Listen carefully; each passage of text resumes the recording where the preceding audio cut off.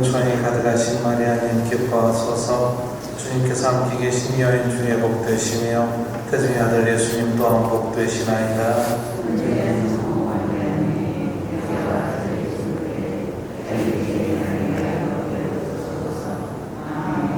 성부와 성자와 성령의 이름으로 반갑습니다. 간단하게 제 소개부터 시작하고 오늘 강의 시작하도록 하겠습니다. 어제 저희 권당 주님하고 첫 강의 하셨죠, 그죠? 주님한테 간단하게 말씀드렸습니다. 왜 견진성사를 세례를 받았는데도 불구하고 해야 하는지에 대해서 간략하게 설명을 들으셨다고 알고 있습니다. 오늘부터 오늘, 내일, 모레 제가 새 강의를 할 건데 오늘은 어제 이제 기본을 하셨으니까 오늘은 교리보다는 3일 동안 제가 3일을 걸쳐가지고 이 견진성사라는 어떤 교리적인 틀보다는 이 신앙이 어떻게 조금 더 성숙해 나가고 이 견진성사가 사실은 이제 세례성사하고 견진성사 받고 나면 우리가 이제 어른으로서 교회 안에서 어른으로서 본인의 신앙을 책임감을 좀 가지고 살아가야 되는데 그 책임감을 가지고 살아가는 것이 어떤 것인지, 어떻게 변화하고 살아가야 하는 것이 우리의 몫인지를 조금 실질적인 틀에서 좀 살펴볼까 합니다. 그래서 지루할 수도 있고 때로는 최대한 덜 지루하게 좀 이야기들을 제가 경험했던 것부터 해서 조금 이렇게 이야기들로, 교리보다는 이야기들로 좀 채워나갈까 생각합니다. 저는 예수 성심의 로가치오니스티 수도의 소속이고 윤종두 사도 요한 신부입니다. 수도원 이름 처음 들어오셨을 거예요. 저기 제 수도원, 제가 소속하고 있는 수도의 이름이고, 한국 분들에게는 생소한 수도이고, 이태리에서 시작한 수도이고, 로가치오니스티라는 이 말은 예수 성심 많이 들어보셨죠, 그죠? 로가치오니스티라는 말은 마태복음 9장 35절에서 38절의 내용이 예수님께서 온 마을과 고을을 두루다니시며 병자를 고쳐주시고 굶주린이들에게 먹을 것을 주시고 복음을 선포하셨다. 예수님께서는 군중을 모시고 가엾은 마음이 드시어 제자들에게 추수할 것은 많은데 추수밭에 일꾼이 부족하니 추수밭의 주인에게 일꾼을 보내달라고 청하여라. 이 성경 구절에서 청하다, 기도하다라는 말이 교회 공식 언어인 라틴어로는 로가테예요. 기도, 로가치오니스티라는 말은 여기에서 파생돼가지고 기도하는 사람들, 특별히 어떤 지향으로 추수밭에 일꾼들을 보내달라고 청하는 기도.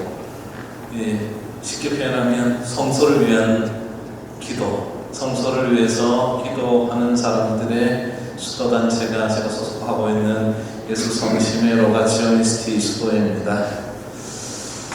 강의 시작하기 전에 연령대가 좀 다양한 것 같아가지고 우리 혹시 10대 손 한번 들어보시겠어요? 고등학생, 뒤에도 고등학생들이에요? 중학생. 몇 학년이에요?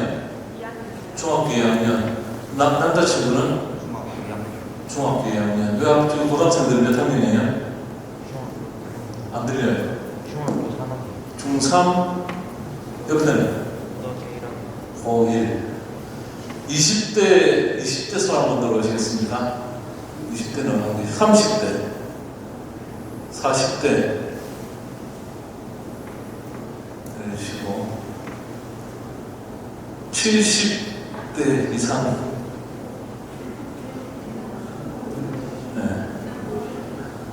내려주시고, 너무 이제 다양해서 어떻게 초점을 맞춰야 될지 모르겠네요. 세례받은 지 5년 이상 되신 분, 다 자발적으로 받는 거죠, 그죠? 교회 행위는 예, 처음부터 세례 때부터 마지막까지 이 각 개별 당사자가 자유의지가 없으면 의미가 없어요. 신부들도 그렇고 우리 수녀들도 그렇고 이제 수도복을 입고 사제 서품을 받고 그럴 때 본인들이 요청서를 쓴단 말이에요. 요청서를 쓰는데 거기에 이제 여러 가지 얘기를 쓰는데 수도자로 살게 해주십시오, 사제로 살게 해주십시오, 요청서를 쓰게 되는데 거기에 반드시 들어가야 되는 문구가 내 자유의지로 신부가 되겠다, 수도자가 되겠다라고 얘기를 해야 됩니다. 세례 때도 마찬가지로 우리 세례 서약을 할 때 스스로 자유의지로 누구의 강요에 의해서가 아니라 성당에서 세례를 안 받으면 뭐를 안 해준다, 협박이나 강요나 조건에 의해서 이 세례를 받거나 이 견진 성사도 하게 되면 이 성사는 그 자체로 무효한 것으로 나중에 드러났을 때 무효한 것으로 치부가 됩니다. 아무튼 여러분들, 이 앉아 계신 여러분들은 다 자발적인 자유의지에 의해서 이 공간에 앉아 있으리라 믿습니다. 아무튼 어제 정확하게 어떤 얘기를 했는지 모르겠으나 견진성사가 필요한 이유, 견진성사를 하게 됨으로 해서 무엇인가 새로워진다라는 것. 근데 표면적으로 봤을 때 견진성사를 마치고 나서 내 삶이, 내 신앙이 완전히 달라진다, 이런 어떤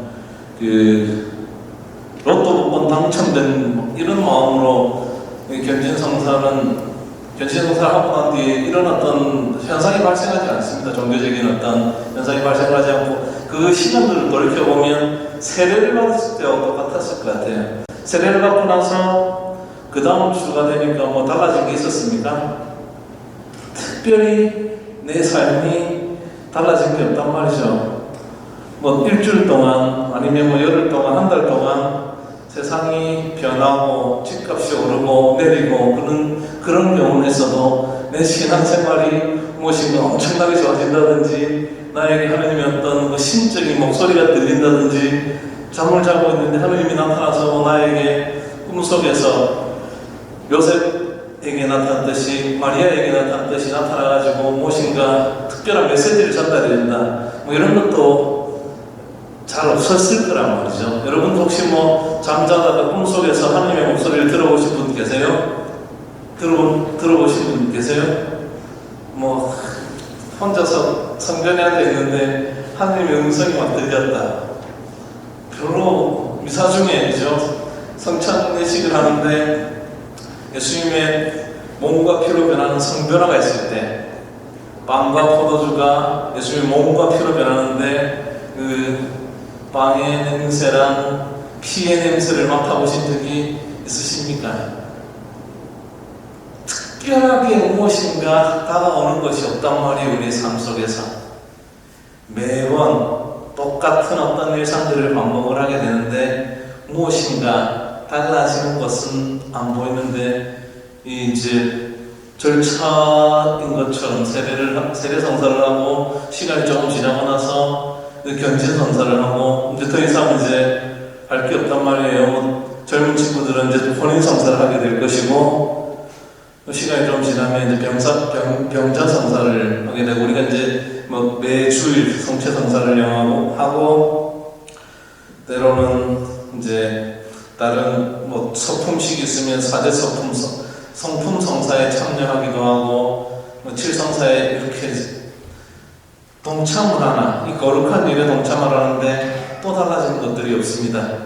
무엇인가 눈에 잡히거나 새로운 어떤 현상, 기이한 현상이 드러나지 않습니다. 그럼에도 불구하고 이 공간 안에 이 시간을 우리가 채워야 되는 근거들은 우리 스스로가 변화하고자 하는 욕구, 있기에 우리는 세례를 통하여 제일 먼저 받게 되는 초대가 거룩함으로의 초대입니다.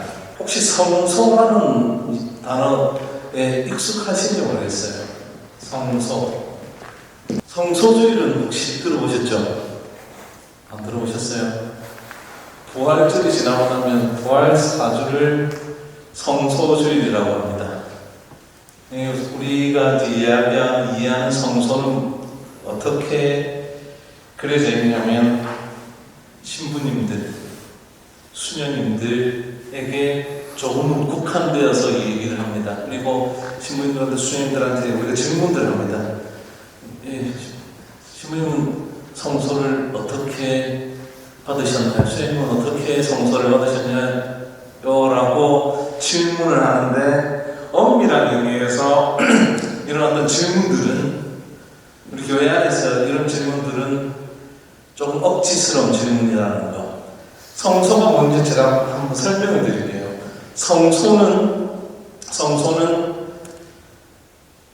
하느님이 부르셨다. 하나님의 부르심이라는 뜻이에요. 하나님의 부르심. 하나님이 불렀다라는 건 여러분들도 이 공간에 불리움을 받아서 어떤 형태로든 초대를 받아서 이 공간에 앉아 계신데, 세례를 받고 이 공간에 앉아 계신데, 이 부르는 주체가 하느님이라는 것. 그래서 하느님이 누군가를 부르는 그 행위가 바로 성소이고, 이걸 조금 이제 집약적이고 축약적으로 표현하는 단어가 성소입니다. 성소. 하느님의 부르심. 이 부르심은 사제로 부르시는 어떤 소리, 수도자로 부르는 소리뿐만 아니라 그리스도인으로 부르시는 소리를 통칭해서 쓰는 거예요. 그래서 이 성소라는 것은 우리가 세례를 받는 순간 이미 하느님이 나를 불렀다라는 것. 그래서 수녀님도 그렇고 신부님도 그렇고 여러분들도 그렇고 다 세례를 받은 사람으로서 이 성소는 다 받았다라고 이야기해야 됩니다. 하느님의 부르심입니다. 그래서 교회는 이 성소를 이렇게 이야기합니다. 모두 세례를 받은 그리스도인은 거룩함으로 초대를 받았다. 이 거룩함이라는 단어는 추상적인 어떤 그 사람은 좀 이렇게 우리하고 달라 이런 것이 아니라 거룩함이라는 것은 정확하게 하느님을 지칭하는 겁니다. 성경에 보면 오직 하느님 한 분만이 거룩하시다라고 이야기합니다. 나의 얘기가 아니라 성경이 이렇게 기술을 하고 있어요. 오직 거룩한 분은 하느님 한 분뿐이시다. 즉 거룩함으로 초대를 받았다는 얘기는 유일하게 거룩한 하느님의 삶으로 초대를 받은 것이고 그것이 우리가 이야기하는 세례예요. 세례성사로 이 교회에 발을 들여놓는 순간 우리는 어디로 초대를 받았냐면 하느님을 향한 삶으로 초대받았다. 다른 말로 거룩함으로 초대를 받았다라는 겁니다. 그래서 이 성소는 우리가 이야기하는 그 성소는 세례를 받는 순간 모두가 초대받은 공간이고 장소이고 다른 표현으로 하느님 나라에 들어가는 준비를 하는 이 차를 탔다라는 얘기예요. 그래서 여러분들은 이미 거룩함으로 불륜을 받은 성소를 받은 사람들입니다. 이미. 그리고 이 세례를 받을 때 이 거룩함으로 초대받고 우리가 기차를 타면 표를 검사를 한단 말이에요. 그죠? 이 티켓을 받고 탔는지 그냥 탔는지 이제 티켓을 받았다라는 게 뭐냐면 세례 때 기억하시는지 모르겠는데 기름을 이마에 발라줍니다. 축성성료라고 그러는데 외형적으로 우리가 그 거룩함으로 초대를 받은 확인되는 증거가 바로 여기에 있어요. 이 행위를 다른 표현을 하면 축성입니다. 그래서 우리가 받은 그 세례를 교회는 어떻게 표현을 하냐면 세례 축성이라고 얘기를 해요. 자, 그러면 여러분들은 세례를 받았기 때문에 다 축성된 사람들입니다. 사제들은 사제 성품 때, 성품 성사 때 또 다른 축성을 받게 되는데 그게 어디에 축성을 하냐면 양손에다가 이 축성 성류를 주님이 발라주세요. 이 손을, 사제의 손을 왜 이 기름으로, 거룩한 기름으로 발라주느냐? 이 손이 어떤 도구로 사용이 되냐면 제대에서 빵과 포도주를 예수님의 몸과 피로 변화시키는 성령의 힘이 이 도구를 통하여, 축성된 도구를 통하여 그렇게 할 수 있도록 징후적인 의미에서 이 손에 축성 성류를 발라주는데, 그리고 견진 때 다시 한번 확인을 합니다. 축성 성류를 주님이 오셔서 또 여러분들에게 발라주십니다. 세례 때 발랐던 그 축성 성류를 바름으로 해서 다시 한번 확인을 하죠. 이 존재는, 견진 성사를 받는 이 대상들은 이 기름을 다시 바름으로 인하여 어느 곳으로 향한다? 거룩한 곳으로 향한다. 축성된다라고 얘기를 합니다. 이때 축성하다가 아니라, 축성하는 주체가 누구냐면 하느님이고, 주변인이 물론 이 거룩한 기름을, 축성 성류를 발라주시기는 하나, 아까도 말씀드렸듯이 사제들이 이 손이 축성되어서 도구로 대상자들에게 기름을 대신하여 발라주면서 그 사람들이 거룩함으로 초대되었다라는 거예요. 축성된 사람입니다. 그래서 우리 모두는 축성된 사람이에요. 사제들에게만 쓰여지는 용어가 아니고, 수도자들에게만 쓰여지는 용어가 아니고, 세례를 통하여 그리스도인의 삶으로 초대받은 모두는 축성된 사람들입니다. 그래서 예전에 여러분들 아시는지 모르겠는데 지금은 이제 교황님 프란치스코 교황님이란 말이에요. 고전에 베네딕토 교황님, 16세 교황님, 그 바로 전임이 요한 바오로 2세 한국에 2번 방문하셨습니다. 한국의 순교 성인들을 성인품에 올리시기 위해서 오셨고, 2번 우리를 방문하셨고, 그분은 이미 이제 우리가 성인으로 교회가 추대를 했죠. 이 축성이 된 이 사람들은, 축성이 된 이 사람들은 성직자, 수도자에게 의고된 것이 아니고 우리 모두에게 주어진 타이틀이야. 그 교황 바오로 제가 책을 한번 썼는데, 이제 그 교황님이 쓰는 글에 이제 다 타이틀이 있어요. 어떤 거는 그냥 편안한 편지의 글로 쓰여지기도 하고, 어떤 거 교황님이 이건 규칙으로 지켜야 한다고 해서 규칙서로 쓰기도 하고, 전 교회가 회람을 할 수 있도록 보는 글이 있는데, 그것이 가진 권위는 교회 가르침이란 말이에요. 그 중에 가장 한 중간쯤 되는 급수의 글이 있는데 그걸 회칙이라고 해요. 교황님 회칙 중에 여러 것들이 있고, 그 아래 단계에 교황님의 권고문이 있습니다. 이 교황 권고문 중에 하나가 한국어로는 그 책이 당시에 번역될 때 봉헌생활이라고 번역이 되었어요. 근데 지금 이제 영어가 좀 개정이 좀 돼가지고 이 영어를 번역해 쓰긴 하나, 올바른 영어는 축성생활이라는 교황님의 권고가 있어요. 혹시나 기회가 되시면 이 책을 한번 읽어서 인터넷으로도 보실 수 있습니다. 책을 사셔서 보실 수도 있고, 인터넷으로도 보실 수 있는데, 교황님의 글에는 항상 그 글을 읽는 대상을 명확하게 명시를 하고 있어요. 축성생활이라는, 봉헌생활이라는 책은, 그 책을 찾으시려면 봉헌생활로 찾으셔야 돼요. 봉헌생활이라고 적힌 이 책의 독자가 누군지를 명확히 밝히는데, 이때는 주교, 사제, 수도자, 그리고 신앙을 가진 모든 사람들이라고 구체적으로 기술을 하면서 마지막에 모든 신앙인, 세례를 받은 모든 사람들을 향하여 이 공고문을 발표하시면서 읽으라고 하셨어요. 근데 이제 이게 봉헌생활이라는 이 책이, 이 공고문이 한동안은 어떻게 우리 교회 내에서 인식을 했냐면 수도자들에게만 쓴 글로 오해를 했단 말이에요.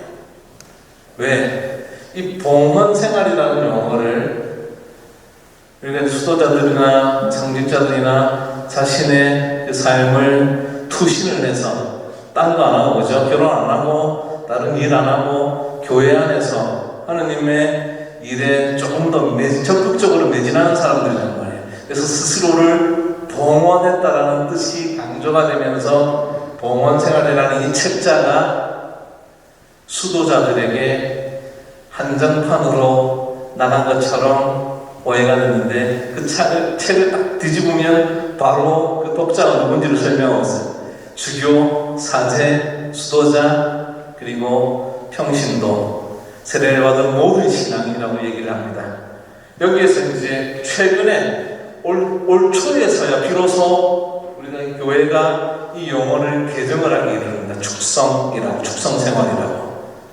왜? 이 책은, 이 공고문은 축성된 모든 사람들에게 읽혀지도록 쓰여진 거예요. 그래서 이제 이 용어를 다시 한번 우리가 이해를 해야 되는데, 축성이라는 단어는 하나의 좋은 행위를 했다 그래서 나는 이미 거룩해졌기 때문에, 축성이 되었기 때문에 그렇다라는 착각도 해서는 안 됩니다. 돌이켜보면 우리의 삶은 때로는 기분 좋은 일로, 때로는 내가 잘한 일로 물들어져 있긴 하지만 한편으로는 못하고 어두운 점들도 여전히 존재를 하죠. 축성이 되었다고 해서 어둡게 사는 사람들을 비난할 수가 없어요. 냉담하는 시간도 분명히 존재를 했단 말이에요. 그 시간이 왜 그랬는지는 저는 알지 못해요. 하지만 무엇인가 이유가 있었겠죠. 하나님과의 어떤 삶, 세례를 통한 교회의 삶과 좀 이렇게 잠시 거리를 두고 딴 데가 있었단 말이죠. 거룩함으로 초대받은 사람이 이 거룩함 자체를 매주 볼 수 있는 기회를 스스로 이렇게 밀어놨단 말이에요. 한켠에 제쳐두었단 말이죠. 그래서 우리가 교회에서 아름다운 행위라고 얘기하지는 않습니다.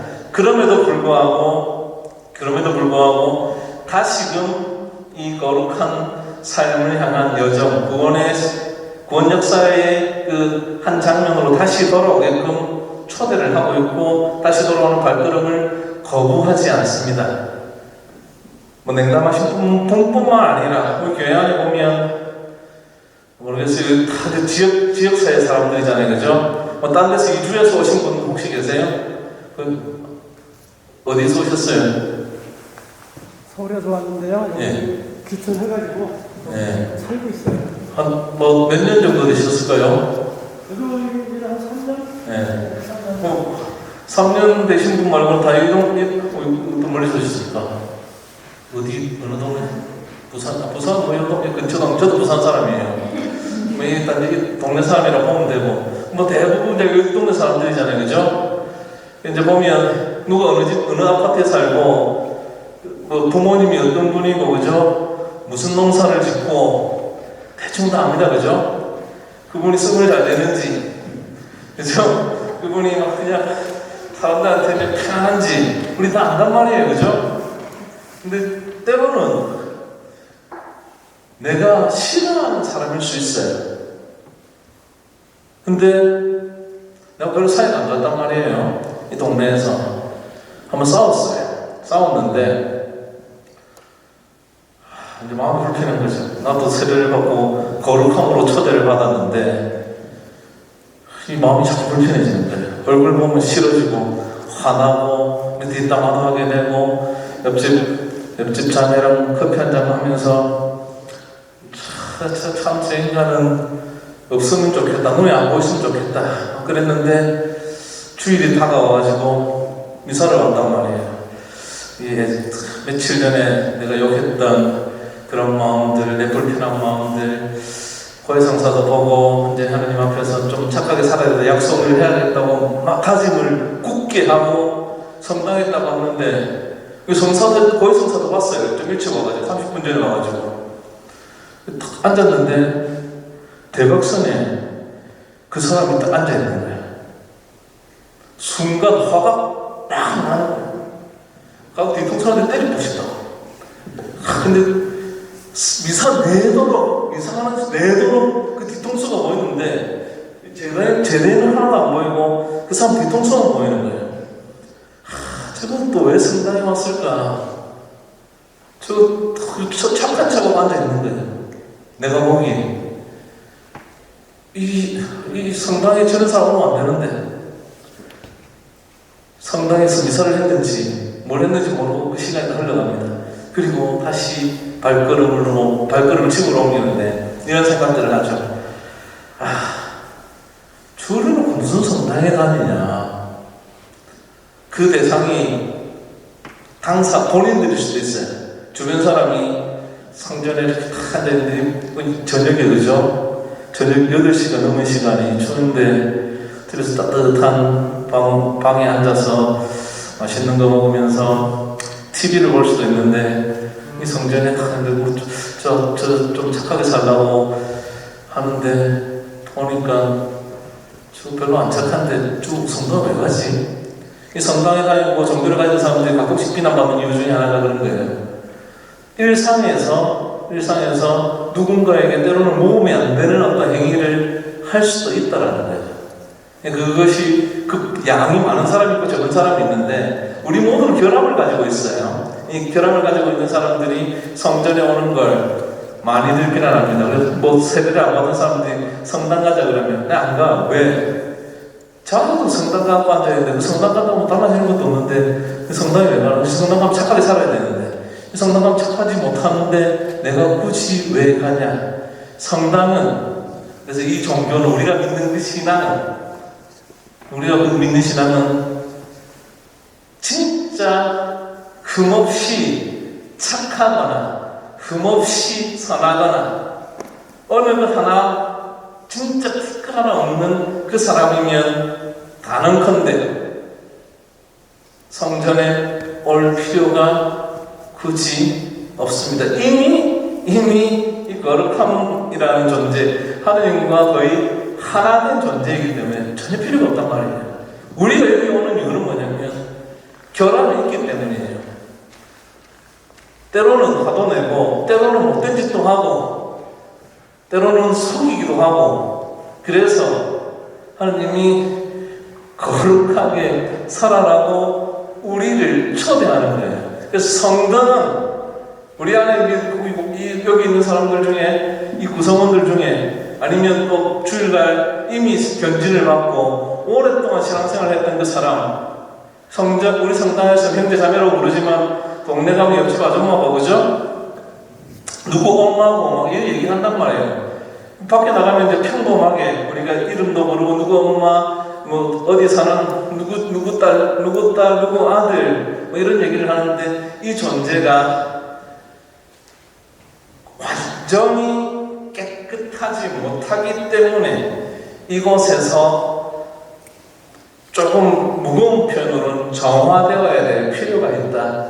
그래서 이 교회의 구성원들은 어떤 사람들로 채워져 있냐면 죄 많은 사람으로 채워져 있다. 그래서 성당에서 죄가 좀 많이 써보는 사람들이 나타나면 올 때 온 거예요. 올 곳이 아니라 저 사람은 여기 있어야 되는데 나도 여기 있어야 되고 왜? 나도 죄 많은 인간이고 부족한 인간이고 그럼에도 불구하고 조금 더 거룩하고 성스럽게 살고자 하는 나의 자유의지와 거룩하게 살아라고 부르신 하느님의 초대가 맞닥뜨려져서 이 공간에 있게 되는 겁니다.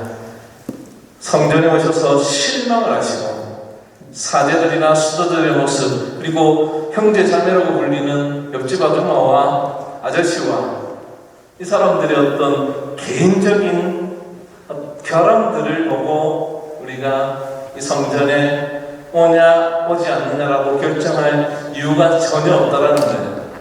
두루 한번 보시고 한번 살펴보시고 특히 주일 미사 때 딱 보면 내가 평소에 저 인간은 못됐어 라고 하는 사람들이 한 명씩 보일 거예요. 최소한 그 사람이 딱 나타나 있으면, 그래 당신은 여기 와서 나와 같이 하느님의 그 좋은 말씀을 듣고 함께 거룩한 삶으로, 성스러운 삶으로 살아가야 되니까, 함께 기도해야 되니까, 그래 여기에 네가 당연히 와야 돼.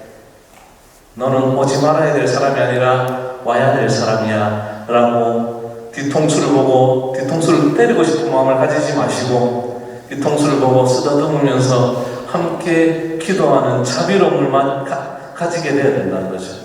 견진성사를 통하여 우리는 조금 더 성숙하게, 견진 이전에 조금 이 교회에 대해서, 하느님에 대해서, 이 교회 구성원들에 대해서 조금 이해를 부족하게 했다면 이 기회를 통해서 조금은 성숙된 모습으로 똑같은 현상을 바라보는 은총, 우리의 그런 눈들이 우리에게 필요하다는 겁니다. 개인적인 고백을 좀 할게요. 좀 지루해지는 것 같은데, 저는 고등학교를 졸업하고 신학대학을 신부가 되기 위해서 갔다가 한 4년 공부하고 때려치웠어요. 신학교를 가게 된 계기가, 원래는 이제 고등학교 다닐 때 사진예술가가 되고 싶었어요. 그 당시에는 이제 어른들의 눈에 보이기에는 사진을 대학교에 가가지고 그 당시 한국에 사진을 공부하는 대학교 학과가 있는 데가 서울의 중앙대학교 한 군데였단 말이에요. 그래서 이제 제가 이제 서울에 이제 그 학교에 원서를 쓰려고 이제 아버지한테 말씀드리니까, 아버지 표현을 그대로 빌리자면 이 미친놈이 공부해갖고 찍사를 한다는 거예요. 그 당시에 지금 사진 작가인데 예전에는 이 사진 찍는 사람들은 찍사였어요. 그냥, 그죠? 어르신들은 다 그렇게 표현을 했단 말이에요. 죽으려고 공부해갖고 돈 들여 공부해가지고 하려는 짓이 고작 찍사냐. 학교 왜 가는 돈 아깝다 하지 말아요. 그런 어떤 일련의 과정을 거치다가 제가 고등학교 3학년 때 엄청 아팠어요. 엄청 아파가지고 학교를 못 갔단 말이에요. 5월 달에 학교에서 쓰러져가지고 양호실에 좀 있다가 몇 번을 거절하다가 병원에 가가지고 이제 그때 이제 병원에서 이제 거주를 하게 됩니다. 입원을 한 거죠. 그래서 이제 5월 달부터 해서 3, 4월 달 학교 다니고 5월 초부터 해서 5월 5일이 어린이날 그 다음날 제가 이제 병원에 들어가가지고 그때부터 이제 못 나온 거죠. 대학 입시가 될 때까지 병원에서 못 나왔어요. 그때 이제 병이 조금 이제 치료하기 애매했단 말이에요. 너무 이제 치료하기 애매해가지고 의사 선생님은 제가 술을 그때 처음 먹었어요. 고등학교 3학년 때 병원에서 그 술을 누가 줬냐면 제 담당 의사가 불쌍하니까 이때까지 열심히 살았는데 뭐 자세히는 안 봤으나 한국의 학생들이 다 그렇죠. 중학교, 고등학교 때까지 무슨 자유가 있습니까? 여기 뭐 중학생도 있고 고등학생도 있는데 해야 하는 게 뭐 나쁜 짓을 해봐야 그렇죠? 엄마 말 안 듣고 때로는 엄마한테 책 산다고 해갖고 딴 거 살라고 돈 좀 더 받아가지고 뭐 맛있는 거 사 먹든지 노래방 가든지 뭐 지 하고 싶은 거 좀 더 하는 그 정도 수준인데 뭐 죽을 죄는 아니잖아요, 그죠? 지어봐야 뭐 그 정도 죄를 지었을 건데 그 외의 시간은 학교 선생님들한테 혼나죠. 공부 열심히 하라고 뭐 엄마한테 혼나죠. 상당히 다른 애들은 그래도 주말 되면 학교에 막 가다가 주말 되면 한번 놀러도 가고 싶고, 저는 광안리에 살았거든요. 부산에 바닷가에 살았다고요. 그러면 거기 바닷가에 가면 관광지가 돼가지고 놀러오는 사람 엄청 많아요. 같이 놀고 싶은데 성당 가야 된단 말이에요. 토요일날 주일학교. 그 아이들이 친구들이 놀러 가자 그러는데 내 성당 가야 돼. 첫 번째 내 마음은 광안리 바닷가를 거닐고 있는데 몸은 성전에 이제 수행들한테 떠든다고 혼나고 신부님한테 미사 시간에 집중 안 한다고 혼나고 그 신부님 주임 신부님이 교사들 시켜가지고 저 학생들 떠드니까 수행들하고 시켜가지고 미사 마치고 나면 따로 불려가고 또 혼나고 이 성당이 하느님이라는 존재가 나에게 있어서 특별한 의미는 없었으나 나를 괴롭히는 존재였죠. 학생한테 괴롭히는 존재였단 말이에요. 그래가지고 이제 그냥 걸어 다녔단 말이에요. 성당에 가면 혼나니까 갔는데 이제 병원에 이제 실려 들어가가지고 어차피 인생이 이제 고등학교까지 마치고 나면 그래도 좀 나름대로 학생들이 자유를 가지게 됩니다. 대학교를 가면 여지껏 보내왔던 숱한 고뇌의 그 삶이 나름대로 즐거워지는 순간인데 저는 그 순간을 맛보지 못하는 지경에 이르기까지 하는 거죠. 여기서 선생님이 보니까 불쌍해 보이는 거예요. 그래도 가기 전에 간다는 말이 이제 저 하느님 나라로 가기 전에 할 거는 좀 해봐야 안 되겠다 그러더니만 술 한 잔 줄까 그래요. 그 의사 선생님들이 기거하는 인턴들이 드라마 같은 거 보시면 이제 인턴들 막 숙소들 있죠, 그죠? 그 이제 데리고 들어가더니만 소주를 한 잔 주더라고요.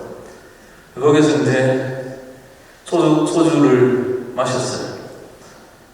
약을 먹는 대신 저는 어차피 약을 먹어도 소용이 없으니까 굳이 먹어봐야 진통제. 그러다가 이제 의사 선생님, 내 담당 선생이 소주를 주더니만 한 일주일 지나가니까 다시 불러요. 담배 한 대 피워볼래 그래. 담배도 이제 그래서 또 피웠단 말이에요. 병원에서 술과 담배를 배우고 이제 하고 싶은 거 다 해요. 하고 싶냐? 노래방 가고 싶다 그래서 노래 부르는 거 엄청 좋아하거든요. 그래서 이제 하루 종일 링거를 달고 있단 말이에요. 수액을.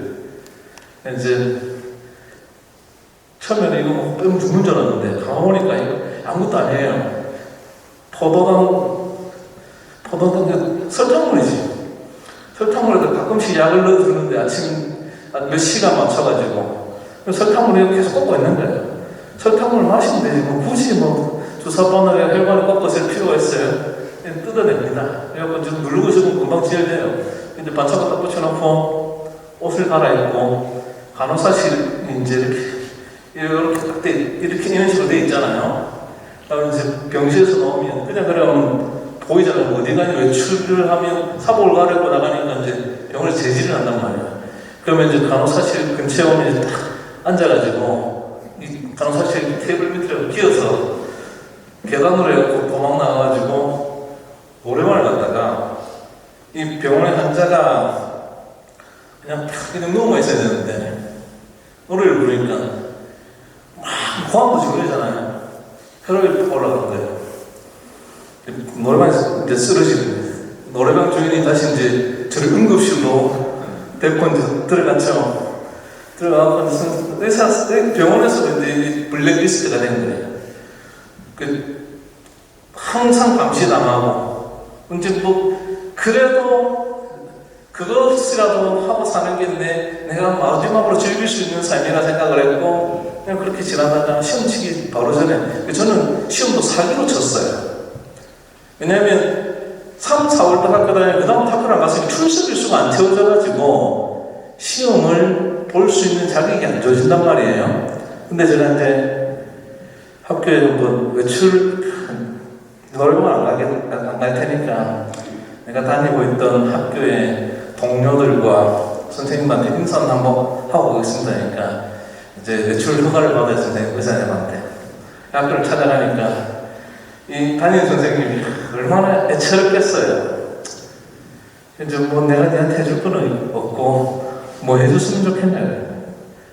제가 밑에까지 뭐하러 학교를 다녔겠습니까? 대학 가려고 학교를 다니시니까 대학 시험 볼 기회를 한번 주십시오. 그러니까 이제 출석일 수를 조작을 한 거예요.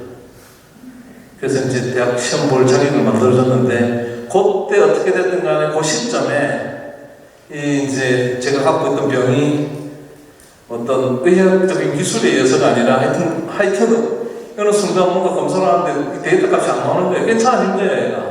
나는 계속 아픈데 몸이 이제 너무 허해 있으니까 느끼지 못하는데 검사를 해보니까 뭐 이 중요한 질환이 사라져버린 거죠.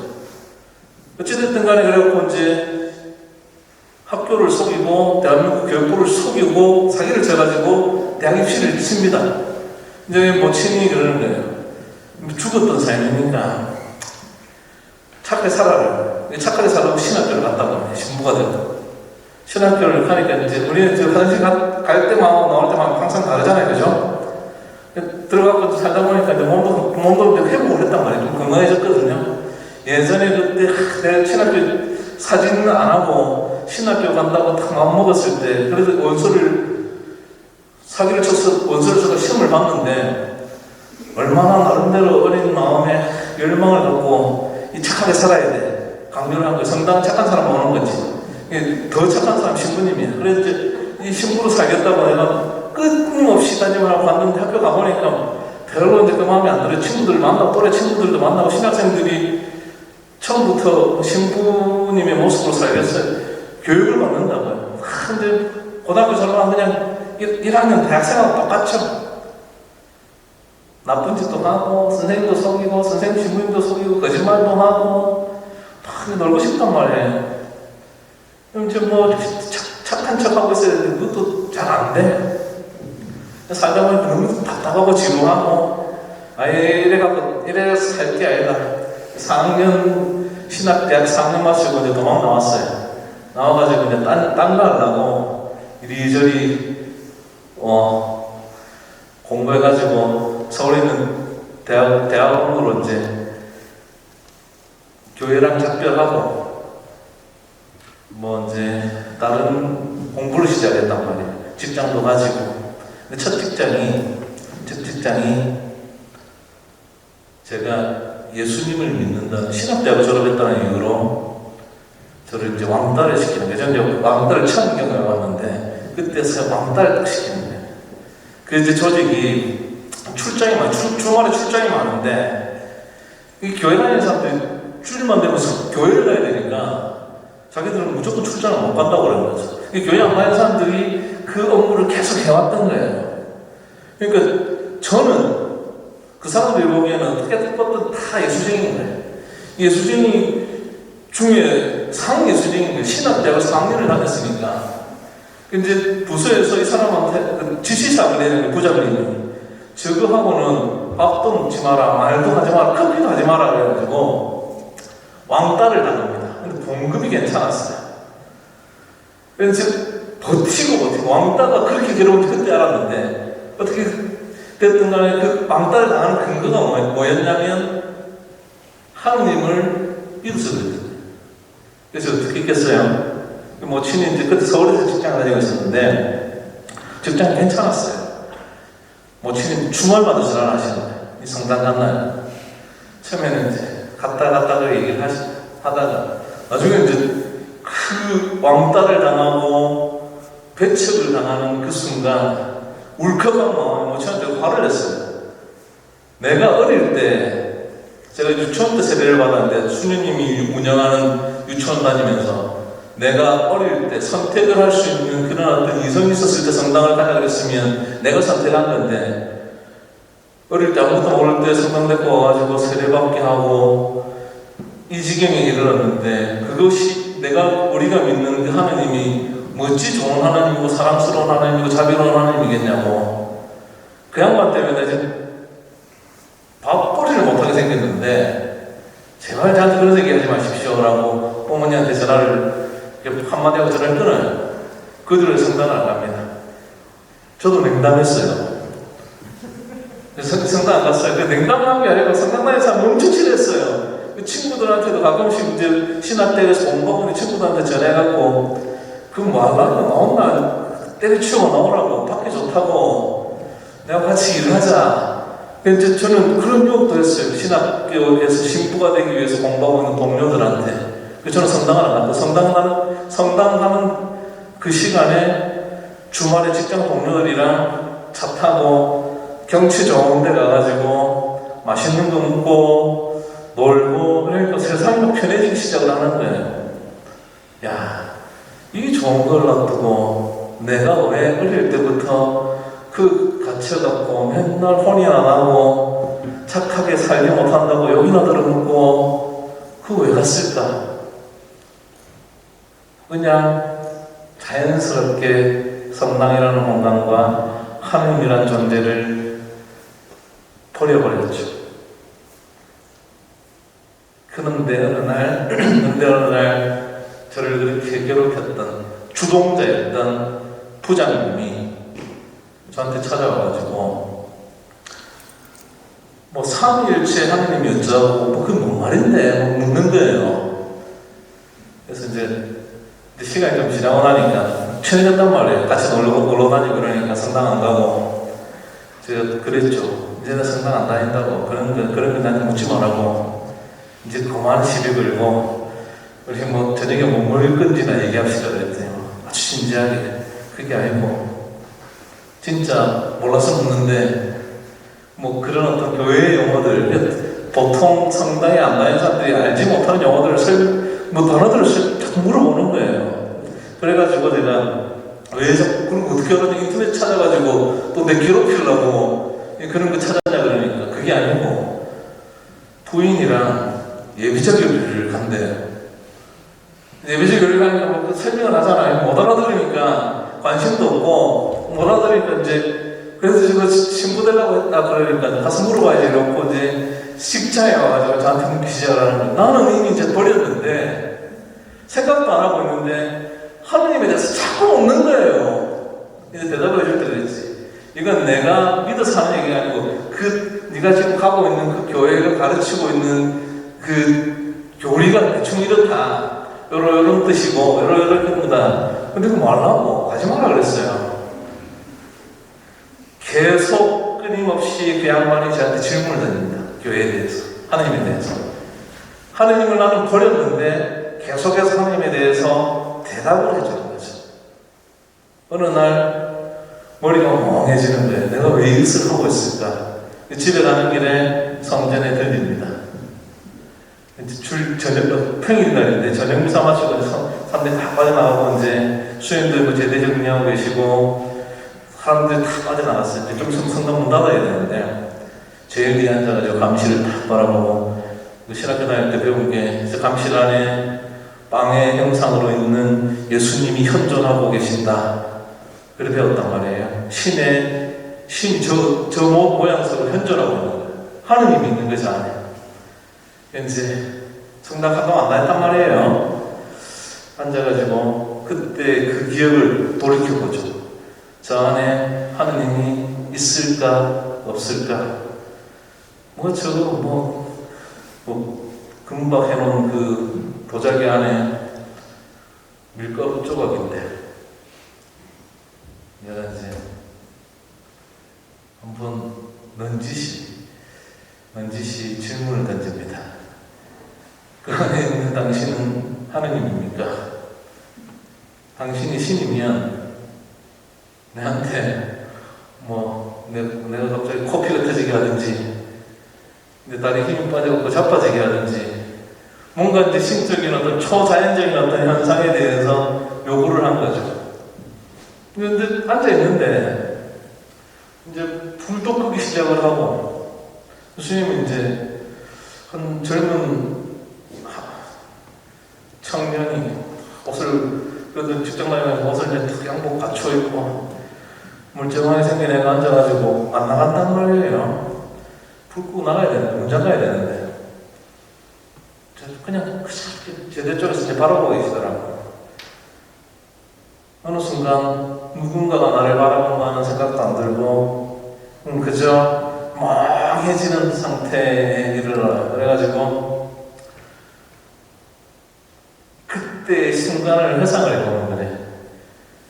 제가 이제 신학교를 이제 아까 말씀드린 어떤 신학교의 어떤 가게 되는 어떤 과정들, 배경들 안에서 재미없어서 그만두고 나왔고 직장에서 왕따당하고 이런 어떤 과정을 설명했잖아요. 어떤 소리가 들리냐면 마음으로 울리는 소리가 나는 예전에도 지금도 앞으로도 너와 함께 있다라는 그 내적 소리가 들립니다. 돌이켜보면 내가 학교를 신학대학을 신고하기 위해서 발걸음을 옮겼던 그 근거도 나름대로의 신적 체험이 거룩함이라는 어떤 초대에 응답하기 위해서 그 발걸음을 옮겼고 그 안에서 싫어지고 하는 이유도 그 거룩하게 산다는 것이 마음에 안 들었단 말이죠. 그래서 그거랑 논쟁하다가 그만두고 나왔고 그 거룩함 때문에 왕따를 당했고 어느 순간에도 나의 그 고뇌와 나의 배신과 나의 즐거움에도 함께 있었던 것은 사실이었다라는 것. 다른 어떤 근거가 아니라 특별히 왕따를 당했던 그 시점에 왕따를 당한 근거는 하나님이었어요. 어떤 형태로든 나와 함께 있었다라는 것. 나름대로의 그 소리에 하지만 이 공간으로 다시 초대해서 끊임없는 초대란 말이죠.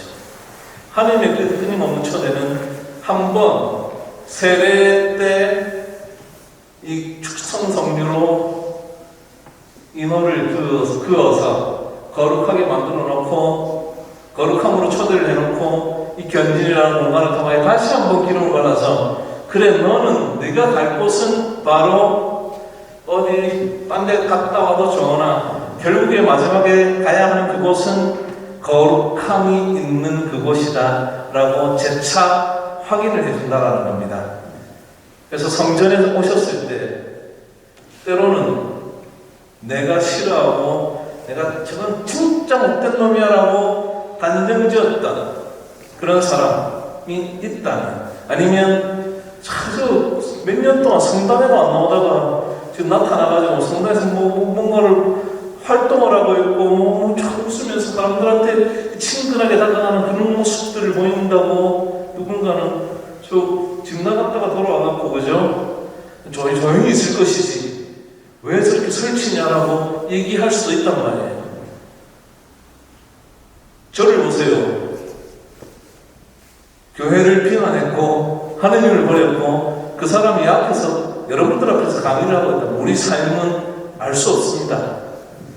어떤 일을 하고 있었던 하느님이라는 존재는 한 번 발랐던 그 기름에 대해서 철회하지 않습니다. 우리가 갖다가 교회의 영어로는 하느님이 새긴 그 인원은 아무도 줄 수 없다고 얘기합니다. 여러분들이 다시 기름을 여러분들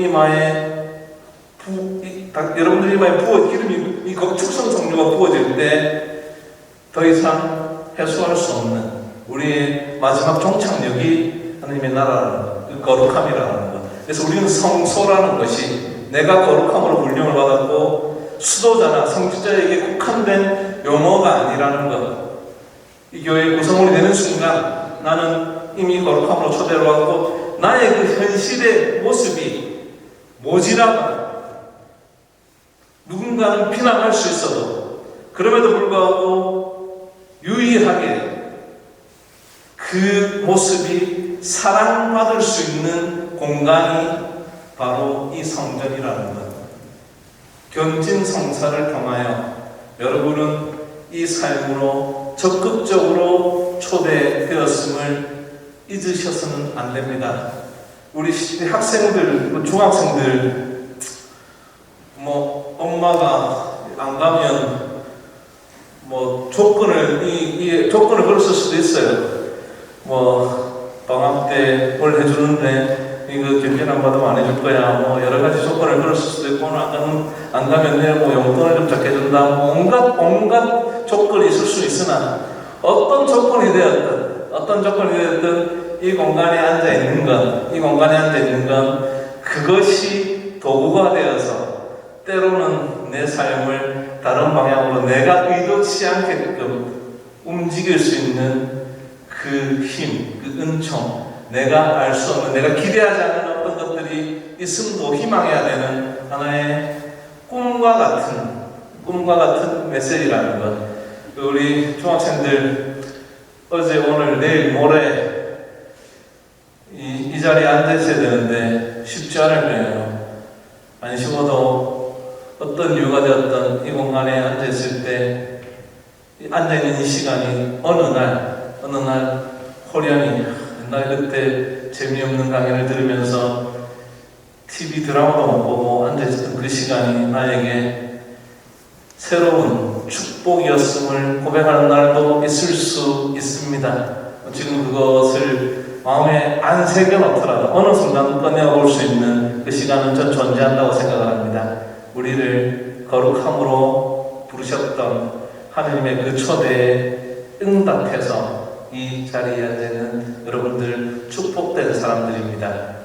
내일, 모레 이 축복된 삶이 어떻게 우리의 삶 속에서 나의 공간뿐만 아니라 다른 사람들의 공간에서도 일어나고 있는지, 그리고 성경이, 교회가 어떻게 그것을 해석하고 있는지를 조금 더 구체적으로 살펴보도록 하겠습니다. 우리 학생들 특별히 오늘 엄청 지루했을 텐데 내일 올 겁니까? 올 거예요?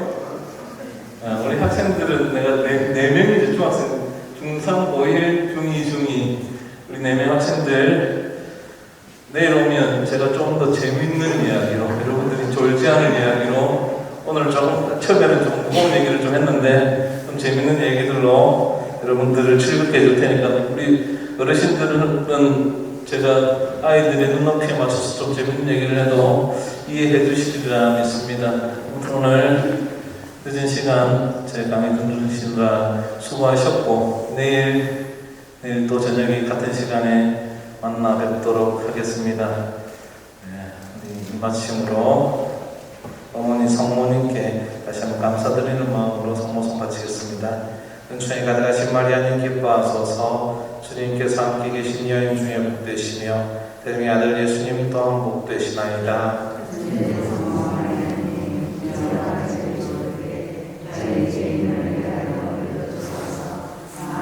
성부와 성자와 성령의 이름으로 감사합니다.